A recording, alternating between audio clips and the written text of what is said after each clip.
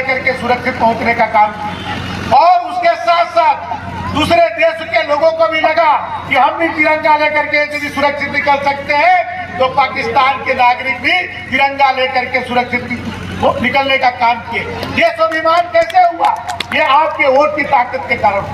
आपने 2014 में मोदी जी को जितना समर्थन दिया, 2019 में उसे ज्यादा समर्थन देने का काम किया। और इस बार तो मोदी जी की सुनामी बह रही है, 400 पार के नारा है। और उत्तर प्रदेश में 80 की 80 सीटें हम लोग को मिलने वाली।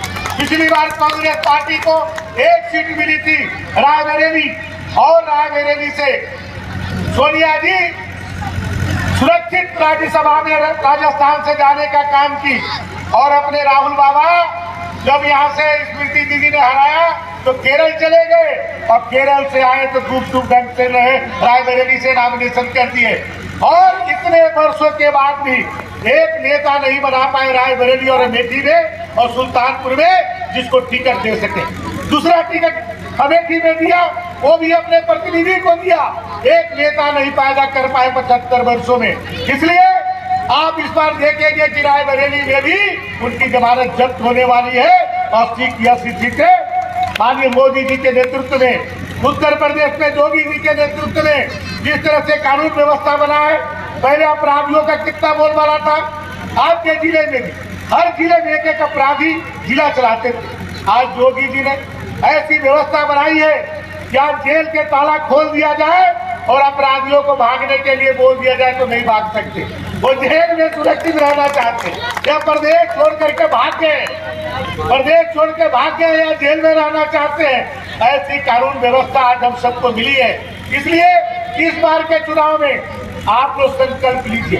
आज भाई धर्मेंद्र जी के आह्वान पर आप सब इतनी भारी संख्या में यहाँ उपस्थित हुए। मैं आप सबसे आह्वान करता हूँ कि आप लोग अपना वोट तो देंगे ही देंगे, लेकिन यहाँ से संकल्प लेकर के जाइए कि 25 तारीख को हम लोग कम से कम 10 परिवारों को वोट भी सुबह सुबह डलवाने का काम करेंगे। जब आप अपने मत प्रतिशत को बढ़ाएंगे, एक एक वोट भारतीय जनता पार्टी को कमल के फूल पर यदि दिलाएंगे तो आप मेनका जी रिकॉर्ड मतों से जीतेगी। और जब रिकॉर्ड मतों से जीतेगी तो मोदी जी को कितना उत्साह और आगे बढ़ेगा, इस बात को आप एहसास कर सकते हैं। जाएंगे तो आप देखिए कितने हम लोग ज्यादा वोटों से जीतते हैं। इसके लिए काम करना है। जीत तो सुनिश्चित है, लेकिन हम लोग अपने मार्जिन को कितना आगे बढ़ाते हैं, ये सबसे बड़ा महत्वपूर्ण है। और आज इस तरह से धूप में, इतनी तीव्र धूप में भी आप लोग इतनी संख्या में आए हैं, इस बात का प्रमाण है कि इस बार सभी रिकॉर्ड मेनका जी को आप लोग तोड़ने वाले हैं और सबसे ज्यादा वोटों से जिताने वाले। और आप सबने बुलाया, आप लोग सबने सम्मान दिया, मैं हृदय से आप सबको धन्यवाद देता हूँ।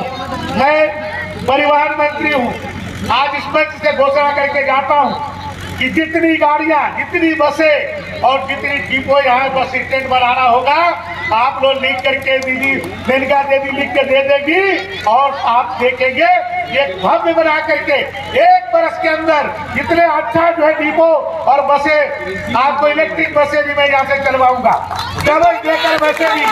अभी 200 इलेक्ट्रिक बसें हमने बनाया है। 4 तारीख के बाद आचार संहिता खत्म हो जाएगी तो यहाँ से इलेक्ट्रिक बसें भी अयोध्या, काशी और लखनऊ के लिए डबल डेकर बसें भी चलेगी। और आप सबको सुगम यात्रा कराने की जिम्मेदारी हम सबको मोदी जी, योगी जी ने दिया है, और उसमें सुल्तानपुर की भागीदारी सुनिश्चित कराने का काम हम सब करेंगे।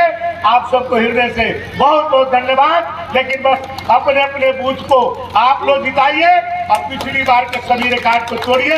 यही आशा और विश्वास से बहुत बहुत धन्यवाद। बाबा अमेठी से हारे तो केरल चले गए, और केरल में हारने का सब डर सताया तो लास्ट में आकर के जो है रायबरेली में पर्चा भर दिए। इस बार दोनों सीटें हारेंगे, 80 की 80 सीटें भारतीय जनता पार्टी की। भाजपा अध्यक्ष का कहना है कि हमें आरएसएस की जरूरत नहीं है, जबकि आरएसएस की बूते ही जो है ये माना जाता है। सभी आरएसएस के ही करता है, सभी आरएसएस से निकले हुए लोग हैं और आरएसएस के दिशा निर्देश पर हम लोग।